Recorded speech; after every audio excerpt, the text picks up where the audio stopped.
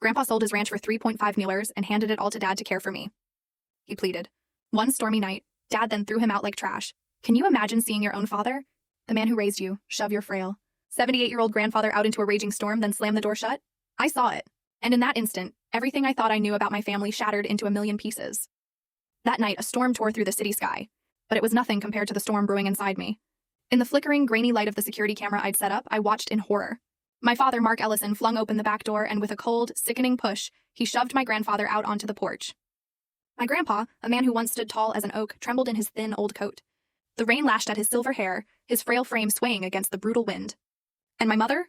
She just stood there silent, utterly still, letting the man who had given them everything shiver alone in the freezing cold. I was frozen too, watching that scene unfold on my screen, miles away.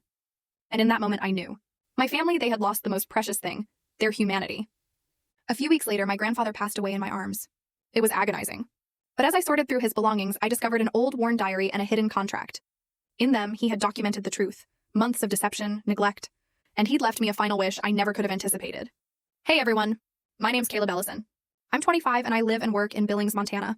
It's a small city, nestled among these endless fields where dusty roads lead you past dairy farms and weathered wooden houses. Billings isn't glamorous, not at all, but it has this incredible soul. The heart of the American West. Fiery red sunsets, winds carrying the scent of dry grass, and people who live life a little slower, tied to the land. I'm an Uber driver, just navigating my old pickup truck through these familiar streets, picking up passengers from the airport, taking them home from bars. It's not a hectic job, but it's enough to get by. Enough to give me time to drive over an hour to Sheridan County, Wyoming, where my grandfather, Warren Ellison, lived alone on the family ranch. Honestly, I always felt like I belonged there, at that ranch.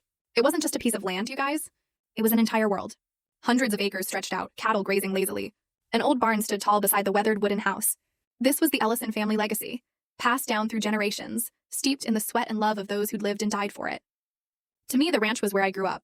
It's where my grandfather taught me how to milk cows, fix fences, and most importantly, how to live with kindness and integrity. Caleb, he'd say in his warm, steady voice, land isn't just something to own. It's something to preserve. It's how you tell your family story. My grandfather, Warren Ellison, he was a rugged, weathered man, but full of such deep compassion. At 78, he still carried the air of a true rancher.